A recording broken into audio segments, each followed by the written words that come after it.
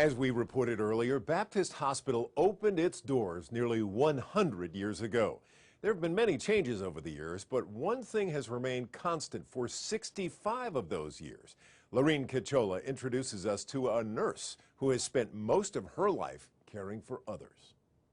Back when we were growing up, you had to work to eat. So I've always worked hard.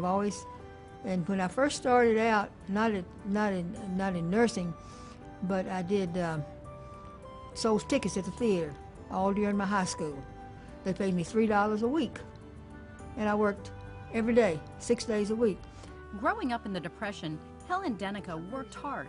In the summer, she earned another $5 a week at a dry goods store in Millington. Her mother helped her decide what to do after high school. And then I went into nurses training because my mother felt like that's what I needed to do. And I've never regretted it. She made a wise decision. Today, the 86-year-old Denica is an ambulatory surgery nurse at Baptist Hospital Tipton, celebrating her 65th year as a working nurse. In 1943, she began her career at Baptist Hospital in Memphis.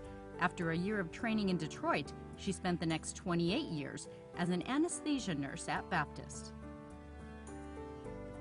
When I first went in nurses training, there was 500 beds. They had no telephones in the rooms, no bathrooms, no anything, you know.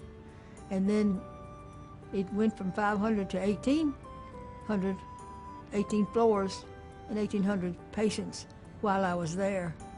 She's been part of a tremendous change in medicine. She was there when penicillin was introduced, and she's seen incredible advances in technology. Well, just like in anesthesia. They sit back down and just watch a monitor, you know. Well, of course, I couldn't do that because I had to do everything by hand. So that's a big change. Denica has not slowed down after 65 years of nursing. Yeah. Other nurses say she works harder than anyone else at the hospital, always on her feet, using the stairs instead of the elevator. And in those years, she's seen all kinds of people come through the doors of Baptist Hospital. Elvis was there, and I met him. I saw him. I was there when he died. And also Archie Manning. Archie Manning had surgery while I was there. Dr. Stewart did his, I think it was a broken wrist or something on his arm. He was there. And I got to touch him, or recover him, really, you know.